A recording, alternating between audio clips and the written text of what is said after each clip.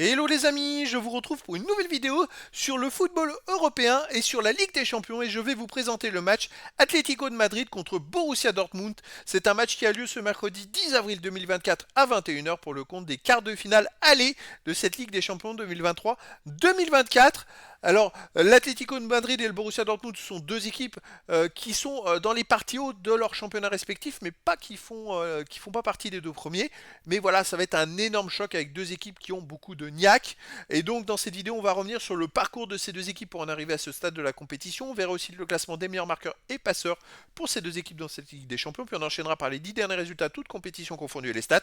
Et on terminera par les compos d'équipes et tactiques éventuelles, ce qui nous permettra d'avoir une idée, une tendance à ce match. Donc, pour ceux qui souhaitent voir ce match à la télé, sachez que vous pouvez le voir sur Beansport 1. Alors pour en arriver là, Atlético de Madrid avait fini premier du groupe E avec 14 points en 6 matchs, 4 victoires de nul, aucune défaite, 17 buts marqués, 6 buts encaissés plus 11 de différence de but. Ils avaient dominé le groupe E, ils avaient fini devant la Lazio de Rome, Feyenoord de Rotterdam et Celtic Glasgow. Une qualification plutôt très intéressante. Par contre en huitième de finale, pas de chance, ils se sont affrontés l'Inter du Milan qui était quand même finaliste de la dernière Ligue des Champions et qui en plus ultra domine le championnat d'Italie. Et au match aller, ils ont perdu 1-0 à l'Inter de Milan et au match retour, ils ont gagné 2-1 dans un match extraordinaire. Je crois que Depay il marque en plus à la 88e pour prendre l'avantage. Prolongation et il gagne au tir au but avec une ambiance de feu l'Atlético de Madrid et qui se retrouve avec la niaque en quart de finale et donc face au Borussia Dortmund qui avait fini premier du groupe F avec 11 points en 6 matchs, 3 victoires de nul, 1 défaite, 7 buts marqués, 4 encaissés plus 3 de différence de but et ils ont fini premier devant le PSG, l'AC Milan et Newcastle. Et ce qui est plus fort encore, je crois qu'ils ont perdu le premier match, le premier des 6 matchs, ils avaient perdu 2-0 au PSG et malgré ça ils ont réussi à derrière faire 3 victoires et 2 nuls, donc c'était très intéressant. En huitième de finale, ils ont fait un partout au PSV Eindhoven. Ils ont gagné ensuite le match retour 2 buts à 0. Ils se retrouvent là, mais je pense que c'est pas un hasard parce que ils ont réussi à passer à être devant le PSG. Dans le groupe, c'était un groupe, on disait un peu de la mort parce qu'il y avait l'AC Milan aussi qui était dedans et Newcastle qui un peu en dessous, mais quand même très costaud. Donc voilà, on a deux équipes qui passent, qui arrivent à s'affronter en quart de finale avec des valeurs de combativité au-dessus de la moyenne. Au niveau des meilleurs marqueurs, alors pour Atlético de Madrid, on a deux joueurs qui marquent beaucoup. C'est Griezmann, meilleur marqueur ex aequo de cette Ligue des Champions avec 6 buts. Ensuite Morata, 5 buts. Après, on a aussi Lino, 2 buts. Et pour Borussia Dortmund, on a Adeyemi et Reus avec 2 buts. Après, il y a plein de joueurs à un but pour les deux équipes. Pour les passeurs décisifs, on a Lino d'Atlético de Madrid avec 3. Dortmund, on a Sabitzer 3. Après, il y a des joueurs à 2 et une passe pour les deux équipes. Les 10 derniers résultats, toutes compétitions confondues, Atlético de Madrid, ça va pas terrible. Hein. C'est 4 victoires, à nul, 5 défaites, 13 buts pour, 15 contre, moins 2 de différence de but. On les a connus quand même plus flamboyants. Et comme vous pouvez le voir, ça alterne victoire, défaite, victoire, défaite. Il n'y a aucune régularité dans les matchs. Je sais que Griezmann était blessé et a raté plusieurs matchs.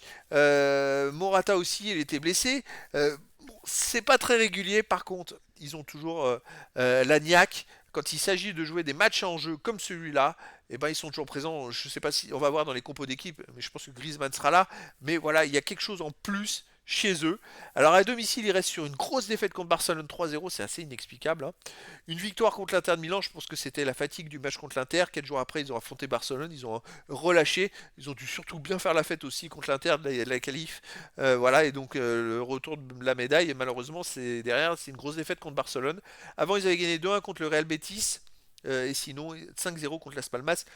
L'Atlético de Madrid, c'est en général une équipe très forte à domicile et très costaud.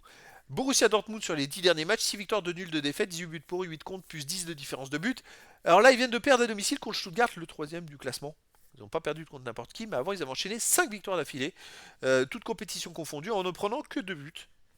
Une équipe qui est très costaud en ce moment, dont dans ces victoires, ils ont gagné 2-0 au Bayern de Munich, 2-1 au Werder de Brême, 2-0 à Union Berlin, un partout donc au PSV Eindhoven, et sinon un partout à Wolfsburg. Donc c'est une équipe Dortmund qui voyage très bien et qui est capable d'aller embêter l'Atlético de Madrid. Ça va être un match très serré entre les deux équipes. Au niveau des compos d'équipe, alors pour l'Atlético de Madrid, on aurait du 3-4-3, c'est du 3-5-2, pardon. Je vais le corriger. C'est ce que je me disais parce que d'habitude il joue toujours en 3-5-2 avec beaucoup de milieu de terrain. Mais non, c'est du 3-5-2 avec gardien au black, défense Savic, Witzel, Jimenez, milieu de terrain Molina, Lorente, Coquet, De Paul, Lino, attaquant Morata et Griezmann. Donc Morata sera là, Griezmann sera là, tous les milieux de terrain seront là. Ça va être chaud patate. Borussia Dortmund, de son côté, ça serait du 4-2-3-1, gardien Kobel, défense Madsen, Schotterbeck, Hummels, Ryerson, milieu de terrain défensif Kahn, Sabitzer, milieu offensif Elie Sancho, Brandt, Adeyemi, attaquant Füllkrug. Marco Reus n'a pas l'air d'être là. Oh, il sera peut-être remplaçant, c'est vrai que maintenant il a un certain âge. Mais voilà, les deux équipes quasiment type. Tous les grands joueurs sont là. Ça va être un match fantastique. Et donc je vous donne rendez-vous, les amis, ce mercredi 10 avril 2024 à 21h pour le quart de finale aller de la Ligue des Champions 2023-2024. Atlético de Madrid reçoit le Borussia Dortmund. Voilà les amis, je vous dis à très bientôt pour une nouvelle vidéo.